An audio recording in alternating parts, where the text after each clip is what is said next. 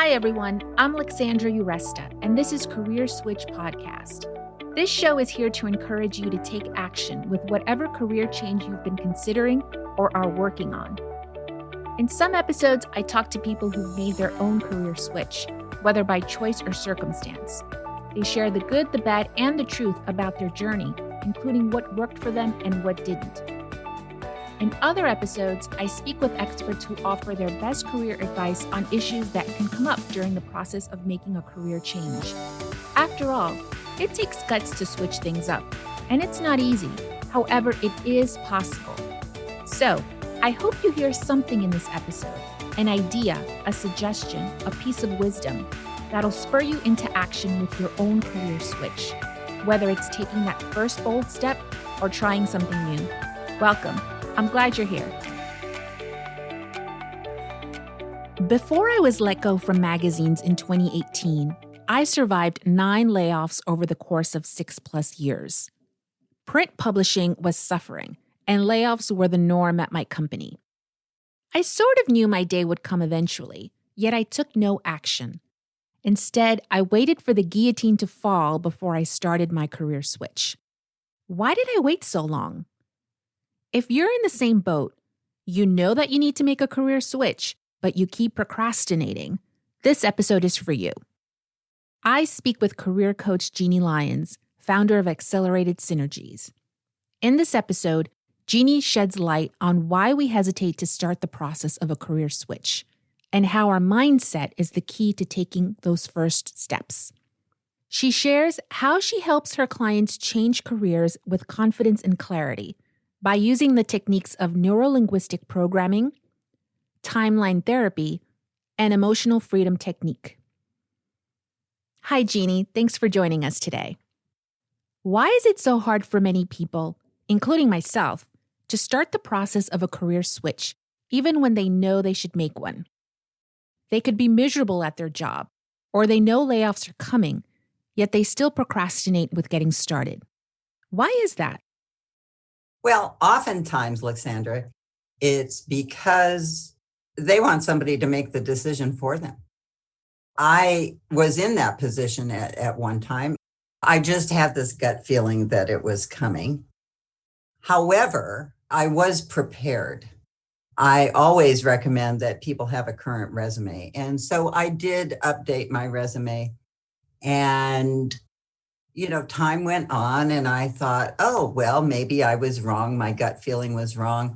They're not going to do layoffs, because I had a pretty critical position, one that they had to have based on accrediting agencies and laws.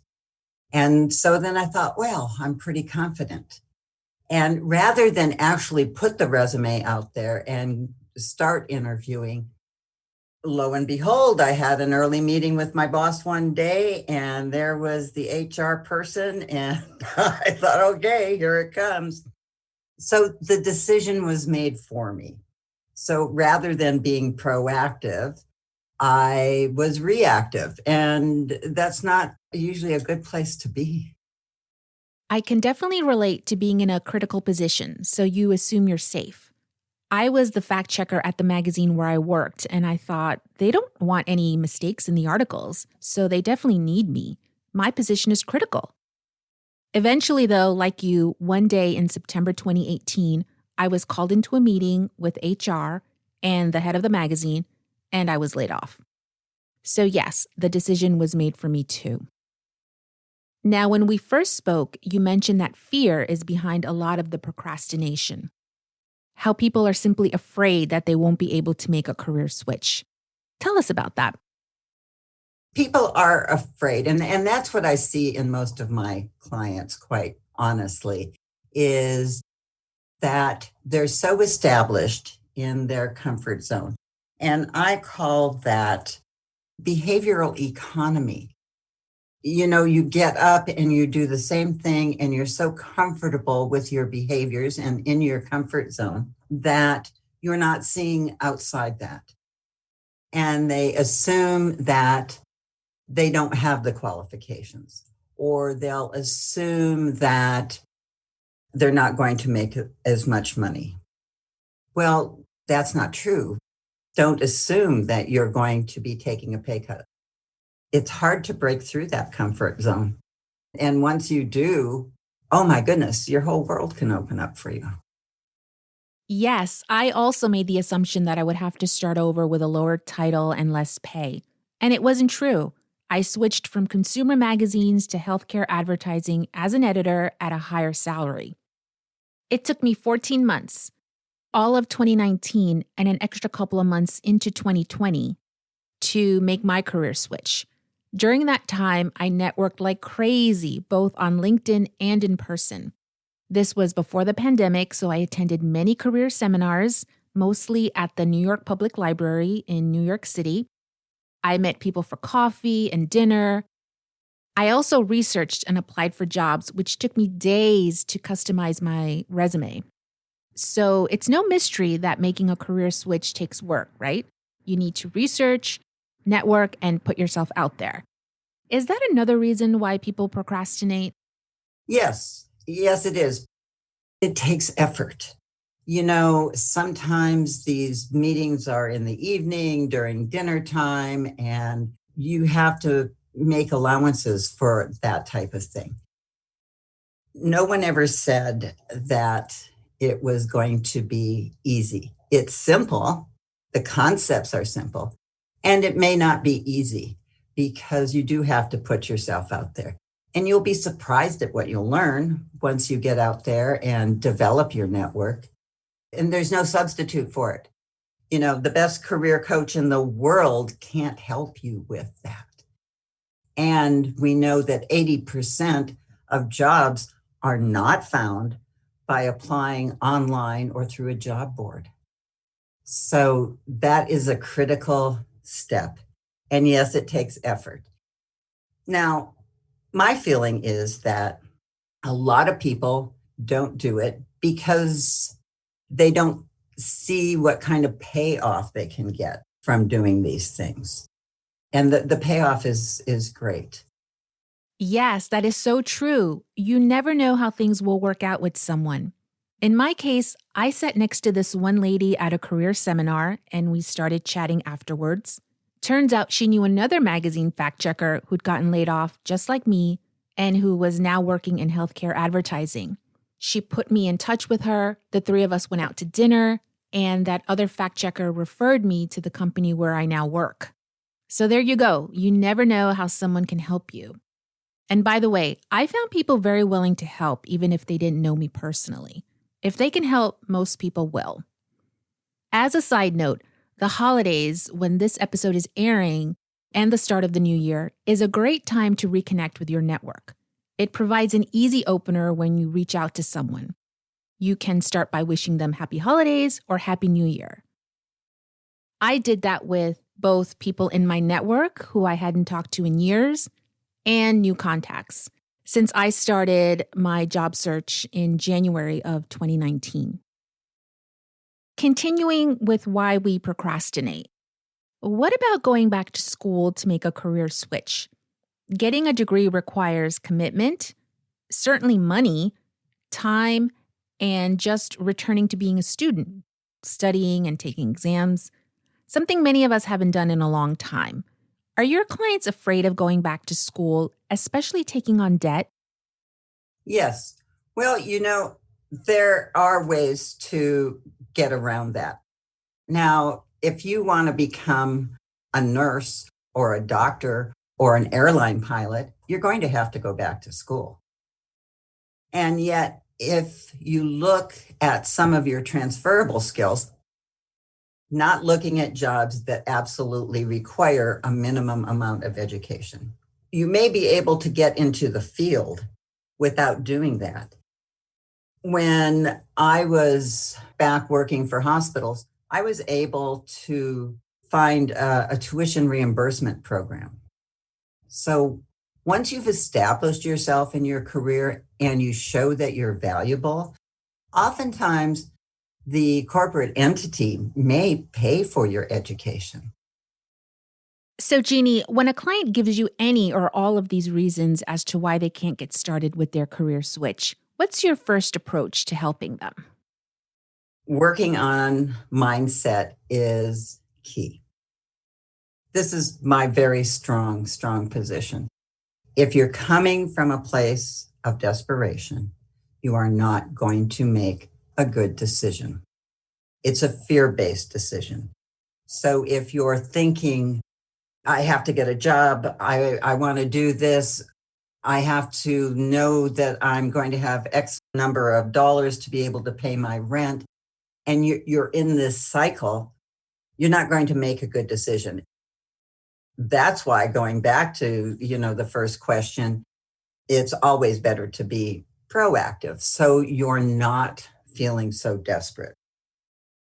Your emotional state will determine your decisions.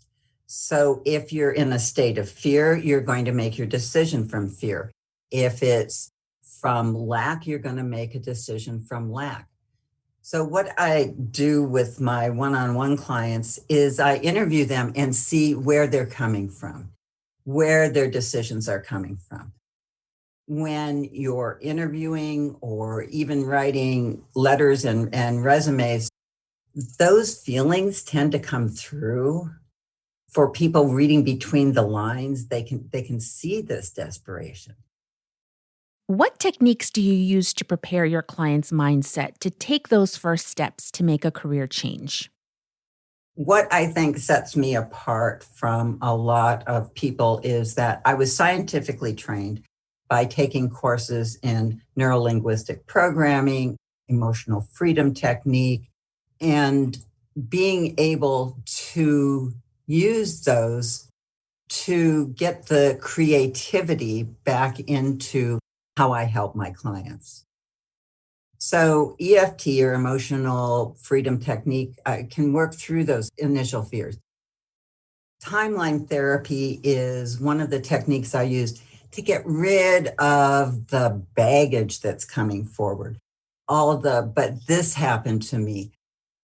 I help people really change their story by getting rid of that baggage of anger, sadness, fear, and guilt. And the neuro-linguistic programming, or NLP, helps to reframe your thoughts so that you can see that the glass is half full, or see that grass on the other side may not be greener. Those techniques together, I use them, bespokenly for my clients, depending on where they are in their journey. Can you give us an example of a technique in action with a client? I had a client come to me, and she wanted to move up. She was an executive assistant, and she wanted to take on a more responsible role and become a manager. And she said, I have no skills for that. So I was able to reframe her skills and have her see that she did indeed have them. For instance, while she was taking very good care of her boss and arranging for travel and events that were put on for him, she was also taking care of her mother, who was terminally ill. So she had managed all of that, the scheduling and being able to make decisions on the end of life care for her mother as she was continuing to do her executive assistant job. So when I reframed her capabilities for her, it was like a big weight was lifted off, and she was so excited. She said, yes, I can do this. So even just simply reframing stuff by using NLP techniques was able to give her the confidence to move forward and make that career change. Okay, great. Thanks, Jeannie. Tell us about your coaching company, Accelerated Synergies, and the career change programs that you offer. I named my business Accelerated Synergies because I believe that together we can fast track your career success. One of the things that I've done is created 2 online programs. The first one I created is Burnout to Bliss, and that's for successful professional women who have grown children who are probably leaving the house. They're not chasing the money anymore. They want to feel fulfilled. So that course was developed for them, for the more established professionals. The other course, the ABCs of Confident Career Change, are for people who are in that place of, I don't know what my first step is. I want to know, what can I do first? And is this the right way to do it? It's not basic at all. Again, it's simple and not necessarily easy to be able to do it, because you do need to look inside yourself if you truly want fulfillment. How can our listeners find you if they're interested in working with you? I'm happy to offer a complimentary exploration call to have people be able to learn their next best step on their career change journey. My website is accelerated-synergies.com. Thanks to Jeanne Lyons for being our guest today. You can reach Jeanne and learn more about her career change programs at her website, accelerated-synergies.com. You can also connect with her on LinkedIn and Facebook. You can find links to the resources mentioned in this episode and more helpful information in the show notes and on our website, careerswitchpod.com. While you're there, join our mailing list and follow us on Instagram and Twitter at CareerSwitchPod. So what's your career switch? Are you excited to take action after listening to this episode? Tell us at careerswitchpod.com. We'd love to know, along with any feedback you have about the show. We're a new podcast, so please rate, review, and share with your friends and colleagues. It'll help get the show out there. Thanks for listening today. Till next time.